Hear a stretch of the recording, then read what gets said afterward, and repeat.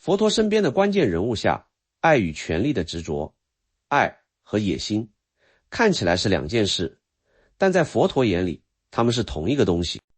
上一集我们讲了智慧第一的舍利弗和神通第一的目犍连，这两个人在佛陀入灭之前就先走了，一个安静地回到母亲身边圆寂，一个被乱石砸死。两盏灯熄了，佛陀说，我是站在空的场中继续说法。今天我要给你讲两个人，他们同样在佛陀的生命里举足轻重，但他们的故事要一直延续到佛陀入灭之后。第一个人是佛陀最依赖的人，他服侍佛陀25年，记住了佛陀几乎所有说过的话，他是整个佛教传承的人肉硬盘，没有他就没有今天我们能读到的任何一部经典。第二个人是佛陀最强大的敌人，他3次试图杀死佛陀，在僧团里策动了佛陀生前唯一一次分裂，他是让佛陀公开承认自己有敌人的那个人。这两个人的名字你大概都听过，一个叫阿难，一个叫提婆达多。他们还有另一个关系，他们是堂兄弟，他们和佛陀来自同一个家族。Hello， 大家好，我是王立杰。今天我们进入顺着佛法的历史脉络修行第7集来聊这两个人。他们的故事在我看来是整个早期佛教史里最具戏剧张力的叙事，没有之一。而且我想在最开头就告诉你一个结论，你可以带着这个结论往后听。阿难和提婆达多，他们代表的不只是忠诚和背叛，他们代表的是同一种力量在两个方向上的极端体现，那种力量叫做执着。但他们走向了两个截然不同的结局，这个差异本身才是今天最值得看的地方。阿难执着于对佛陀的爱，提婆达多执着于对权力的渴望。爱与权力看起来是两个极端，但佛陀教法的核心说的是，所有的执着无论披着什么样的外衣，最终都会产生苦。这不是一个道德评判，这是一个关于人性和修行深度的诊断。好，我们从阿难说起。阿难梵文叫阿难陀，意思是欢喜喜悦。这个名字据说是在他出生时家族的人感到非常喜悦，所以如此命名。他出生的那一天据说正好是佛陀觉悟的那一天，这个细节在历史上当然无从精确核实，但他在佛教传统里被反复强调，仿佛在暗示某种命运的呼应。阿难是释迦族悉达多的堂弟，佛陀成道之后回到迦毗罗卫城，再次让整个皇室都震动的说法之后，释迦族的很多年轻贵族选择出家，阿难就是其中之一。他出家的时候大概是20岁左右。出家之初，阿难没有立刻成为佛陀的侍者。根据巴利律藏的记载，大约在佛陀教学生涯的中后期，佛陀曾经有几个不同的人担任侍者，但这些早期侍者并不稳定。直到大约20年的教学生涯过去之后，佛陀对比丘们说，我老了，我需要一个固定的侍者来照顾我的日常起居。比丘们纷纷想要承担这个职责，因为能够日夜侍奉佛陀是难以想象的荣幸。但阿难却没有立刻站出来，他提出了8个条件。他说，如果你愿意答应我这8件事，我就愿意做你的侍者。前4个条件是，不给我好衣服，不给我好食物，不让我住在你的厢室里，不给我多吃佛陀受邀去赴斋时的食物。这4个条件方向是拒绝任何因为侍者身份而获得的特殊待遇。后4个条件是，如果有人从远方来见佛陀，要让我也能进去；如果我有任何疑问，要让我随时能向你请教；如果你在我不在场时对别人说了法，要答应我事后为我重复一遍；如果有人邀请我去某处，要允许我带你去替他说法。这4个条件方向是确保自己能够最完整地获得佛陀的教法，并且能够代佛陀说法。你看到阿难的用意了吗？他要当侍者，但他不是为了荣耀，也不是为了靠近权力中心，他是为了学法。他把服侍佛陀这件事设计成了一个能让自己以最接近的距离，最完整的吸收佛法的结构。佛陀答应了。从那以后25年，阿难寸步不离地跟着佛陀。佛陀说的每一句话他都在旁边，每一次说法他都记住了。在没有文字记录的时代，阿难就是那个行走的硬盘，是那个有血有肉的服务器。这里有一个细节需要单独停下来说一下，阿难记忆的是口语，佛陀在不同的场合对不同的人说出的话并不完全一样，因为佛陀一直在对机说法，他会根据听者的根基调整自己的表达方式，所以阿难记住的不是一部抽象的哲学体系，而是佛陀在无数具体场景里说出的活生生的语言。这也意味着阿难记住的不只是教义的内容，还有语境，还有说法时的因缘。他知道这句话是在什么地方，在什么情况下对什么人说的。这种语境信息在后来经典整理的过程中，变成了每一部经开头的那句固定格式：如是我闻，一时佛在某处，与多少比丘在一起。那个如是我闻就是阿难留下的印记。我是这样听到的。但是有一件事在阿难的故事里构成了一个巨大的悖论，他花了整整25年时间记住了佛陀说过的一切，却在这个过程里没能证得阿罗汉果。他是多闻第一的人，却不是一个已证阿罗汉的人。为什么？从表面上看，这很奇怪。跟佛陀朝夕相处25年，听了最多的法，理应是最早觉悟的人。但事实恰恰相反。有一种解释是这样说的：阿难对佛陀的情感太深了，他不是在学法，他是在爱法。更准确地说，他是在爱那个说法的人。他对佛陀的感情里有一种他自己可能都没有察觉的执着，那种执着本身成为了他证悟的障碍。你想想这件事的结构，你太爱一个教你放下的人，以至于你放不下他。你抓着他教给你的每一句话，但他教给你的核心那句话恰恰是松开手。这在修行传统里不是个例，而是一种系统性的风险。当你把一个具体的人神圣化，当你的修行动力是对那个人的爱和依赖，而不是对解脱本身的渴望，你就陷入了一种比世俗执着更隐蔽的执着。因为这种执着穿着一身佛法的外衣，你自己都认不出它。阿难用25年的时间把自己活成了佛陀教法的容器，但容器本身不是水，装满了水的容器和水是两件事。这个区别是阿难在佛陀离世之后才真正被迫去面对的。佛陀入灭的那一夜，阿难在场，他的心情没有任何语言能够准确描述。我们能从巴利经典里读到的是，阿难一个人靠着门哭泣，他说：我还未证道，而我的老师已经入灭，他是如此悲悯我关怀我的人，他走了。佛陀入灭之后，大迦叶主持了第一次结集，召集500位阿罗汉，把佛陀的教法完整的口诵整理下来，封存在集体记忆里。大迦叶又称摩诃迦叶，是佛陀入灭后僧团最有威望的长老，被称为头陀第一。但是大迦叶的名单上没有阿难。大迦叶的理由是阿难还没有证得阿罗汉果，这次结集只允许阿罗汉参与。大迦叶对阿难的态度在结集前后还有其他争议，经典里有多处记载他对阿难的批评。想象一下那个场景，阿难唯一一个听过佛陀几乎所有说法的人，唯一一个全程记录了佛陀45年教学生涯的人，被挡在了门外。这对阿难来说是什么感受？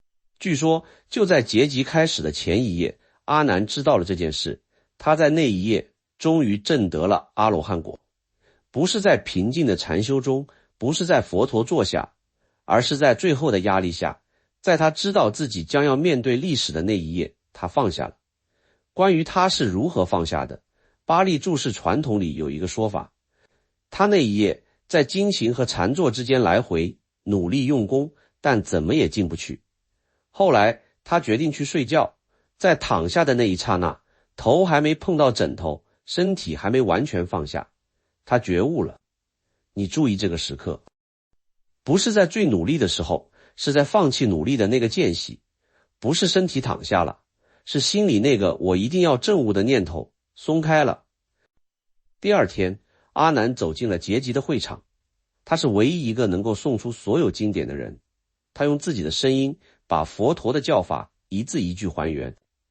在场的500位阿罗汉一一印证，对，就是这样，就是这句话，就是这个意思。如是我闻，由阿难说出，佛教的经典传承从这里开始。从阿难的故事里，你能看到一件事，真正的放下往往不是一个平静的经过深思熟虑的决定，他是在所有执着都走到了尽头，所有努力都用尽了的那一刻才发生的事情。他用25年无法放下的东西，在最不可能的时候，在巨大压力和那一刻全然放松之间的交界处，他自己松开了。好，现在我们来讲另一个人，提婆达多。提婆达多这个名字在中国佛教的语境里差不多等同于坏人的代名词。他3次谋害佛陀未遂，他策动僧团分裂，他最后的下场是得陷入地狱。这个叙事在传统里写得非常清晰，黑白分明，几乎没有什么灰色地带。但历史学家和佛教学者在研究巴利经典和其他早期文献的时候，发现了一个更复杂的图景。提婆达多不只是一个反派，他是一个真实存在的，在僧团内部代表了一条真实路线的人物。他的出身跟阿难一样，也是世家族贵族，也是在那次皇室大出家的时候跟着出家的。他在禅修方面据说有很深的成就，也有神通。他在僧团里待了很多年，也是受人尊敬的修行者。他和佛陀之间的分裂是从哪里开始的？从巴利经典的记载来看，提婆达多开始走向分裂，有一个清晰的时间点，是在他获得了摩揭陀国的王太子阿都氏的支持和供养之后。他和阿都氏走得很近，阿都氏为他建了精舍，给他和他的追随者提供丰厚的供养。在这之后，提婆达多发生了变化。关于他的内心状态，经典里有一个词叫被利养恭敬所吞没，也就是说，大量的供养和名誉改变了他。在这个背景下，他向佛陀提出了一个要求，请把僧团交给我来领导，你年老了，该休息了。佛陀拒绝了他，而且拒绝的相当直接。经典里记载佛陀说了什么，翻译成现代语言大概是，我连舍利弗和目犍连都不会把僧团交给他们来领导，我怎么可能把僧团交给你，一个要被吐出来的人。要被吐出来的人是佛陀用的词，这是整个巴利经典里佛陀对他人说过的最严厉的话之一，没有之一。提婆达多因此公开决裂，开始谋划对佛陀的行动。关于提出戒律改革与谋害行动的先后顺序，不同版本的经典记载并不一致。他的3次谋害行动，经典里都有记载。第一次，他雇佣了刺客，但那个刺客在接近佛陀的过程中，被佛陀的气场所感化，最后成了佛陀的弟子。第二次，他从山顶推下了一块大石头，但大石头在滚下来的过程中被另一块岩石挡住，只有碎片划伤了佛陀的脚，流了一点血。这是传统记载中少有的佛陀身体受到伤害的场景之一。第3次，他让人给一头名叫纳罗奇离的象喝了烈酒，这头象的巴利文名字叫 Najiri， 然后把这头发狂的象驱赶向佛陀行进的方向。但那头象到了佛陀面前停下来了。这3次失败的行动在经典的叙事框架里是清晰的因果故事，恶人谋害圣者，天道自然保护。但我想请你从另一个角度看这3件事，3次谋害都失败了，而且每一次失败的方式都不是因为佛陀自己采取了保护措施，而是事态本身发生了出乎意料的转折。一个刺客被感化，一块石头被挡住，一头发狂的象停下来了。佛陀在面对这些威胁时的态度，据说始终是平静的。这里有一件事非常值得注意，当那头象发狂的跑过来的时候，据说阿难站在佛陀前面，要用身体挡住那头象。佛陀把他推到了一边，说，阿难，不要这样，你挡不住。阿难的反应和佛陀的反应形成了一个对比。阿难要用自己的身体去保护佛陀，那是爱，也是恐惧，也是执着。3样东西在同一个动作里，佛陀不需要被保护，不是因为他不知道危险，而是因为他对生死已经真正没有挂碍。同一头像，同一条路，照出了两个人内心状态的全部差异。好，现在来说提婆达多和佛陀之间最关键的分歧，戒律。提婆达多谋害佛陀失败之后，转向了另一个策略。他向佛陀提出了5条更严格的苦行戒律，要求全体僧团遵守。第一，一辈子只住在森林里，不得住在村落或城镇。第二，只能乞食为生，不得接受僧团的共同食物分配。第三，只穿用破布缝成的衣服，不得穿居室不湿的整块布。第四，只住在树下，不得住在房屋里。第五，永不吃鱼和肉。这一条尤为敏感，因为它直接挑战了佛陀关于3禁肉的既有立场。佛陀的回应是既不全接受，也不完全拒绝。他说，如果有比丘愿意遵守这些戒律，他可以遵守，但这不是强制的，也不是更高级的修行标准。选择住在森林里是允许的，但住在城镇里也是允许的。选择只在树下睡觉是允许的，但住在房间里也是允许的。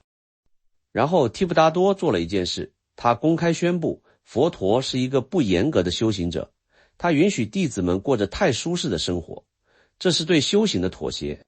他自己会带着愿意遵守更严格戒律的比丘，另立一个更纯粹的僧团。根据巴利经典的记载，他确实带走了500个比丘，主要是王舍城一带新加入的比丘分裂出去了。这一件事是整个早期佛教历史里唯一一次有明确记载的发生在佛陀生前的僧团分裂。这个历史事件在传统叙事里通常被描述为提婆达多的恶行，但我想请你暂停一下，从历史的角度看这件事背后的结构。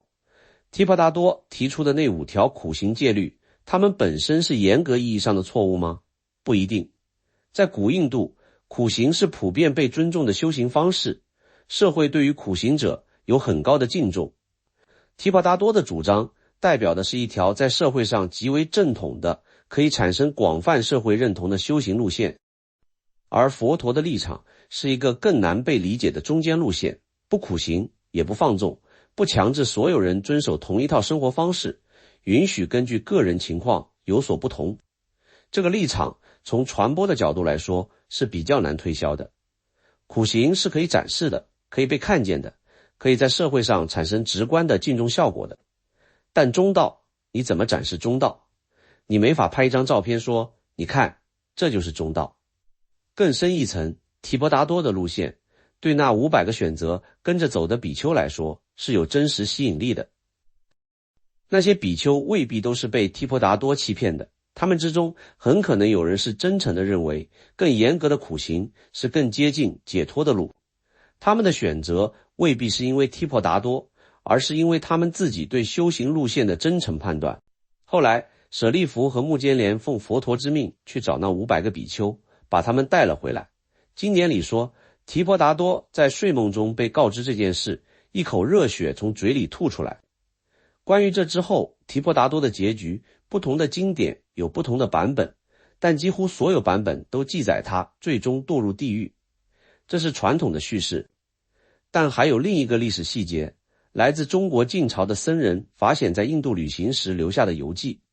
法显大约是在公元5世纪到达印度，距离佛陀入灭已经将近1000年。他在游记里提到，他亲眼见到当时的印度还有一些出家团体，他们的传统是供养3世佛，但不供养释迦牟尼佛。法显说，那些人是提婆达多的传承，这意味着提婆达多的僧团在佛灭后将近1000年还以某种形式存续着。这是一条被主流佛教历史几乎完全忽略的支流，它的规模怎样，它的义理如何，我们几乎无从知道。但它的存在本身就说明了一件事，提婆达多代表的路线，有人认同它，选择了它，并且传了下去。从这个角度看，我们通常接触到的关于提婆达多的叙述是胜利者书写的历史，主流的上座部传统把它定性为恶人，因为那是主流的视角。但历史的复杂性往往藏在那些被定性为失败者的故事里。这不是在为提婆达多翻案，他对佛陀的人生威胁是真实发生的事，在历史记载里是有多方佐证的，但对他思想路线的评判比对他谋害行为的评判要复杂得多。好，现在我想把阿难和提婆达多放在一起，做一个最后的对照。他们都是释迦族，他们都在同一年出家，都跟着佛陀修行了几十年，他们的起点几乎是一样的，但他们走向了两个完全不同的方向，然后用完全不同的方式塑造了佛教的历史。阿难塑造了佛教，靠的是记忆，他把佛陀的声音在口述传统里保存了下来。没有阿难，就没有任何一部以如是我闻开头的经典。提婆达多塑造了佛教，靠的是冲突。他提出的那5条苦行戒律，直接逼着佛陀明确表态，在苦行路线和中道路线之间，他选择哪一条？那次冲突反而让佛陀的立场变得更加清晰，让中道的理念在一次真实的危机中得到了检验。没有提婆达多的威胁，也许佛陀的中道立场从来不需要被如此清晰的阐明。从这个角度来说，忠诚者和背叛者各自承担了历史分配给他们的角色。但还有一个更根本的问题值得追问，阿难和提婆达多，他们的根本差异到底在哪里？不在忠诚和背叛，差异在于他们各自的执着，最终走向了哪里？阿难执着于对佛陀的爱，这种爱是真实的，是纯粹的，也是阻碍他证悟的东西，直到最后那一页才松开。提婆达多执着于对地位和权力的渴望，这种渴望开始可能也包裹着真实的修行动机，但在大量供养和世俗尊重的侵蚀下变质了。他想要的慢慢的不再是解脱，而是成为那个带领别人解脱的人。你看，他要的不是自由，是那个站在自由门口收门票的位置。阿难的执着最终在一个艰难的夜晚被迫松开了，他因此得到了解脱，并且成了佛教传承最重要的人物之一。提婆达多的执着越来越紧，越来越深，最后把他压碎了。这就是为什么佛陀说，修行不是比谁更严格，不是比谁住的地方更远离人群，不是比谁的衣服更破旧，不是比谁的戒律更多。修行是一个持续的、诚实的回头看一眼自己的手在抓着什么的过程，因为执着本身才是苦的来源。无论那个执着的对象是权力、名誉、世俗享乐，还是一个伟大老师的身影，还是一套自认为最正确的苦行方式，你抓的是什么不重要，你再抓，这件事本身才是问题所在。在今天这一集里，我们聊了2个在早期佛教史里极度关键，但在一般佛教科普里经常被简化的人物。阿难的记忆让佛法得以传承，提婆达多的叛逆让佛陀的核心立场得以被迫清晰。这2件事在佛教历史上的影响都是深远的。我很想听听你的想法。在你自己的经验里，有没有过那种感觉，你太爱一样东西，抓得太紧，反而感觉它在从指缝里往外漏？另外还有一个问题，我觉得值得你安静地想一下。提婆达多提出的那5条，森林乞食、破不衣、树下不食肉，你会觉得他们很有道理吗？那5条戒律和佛陀的中道，你会选择哪条路？我是王立杰，我们下期见。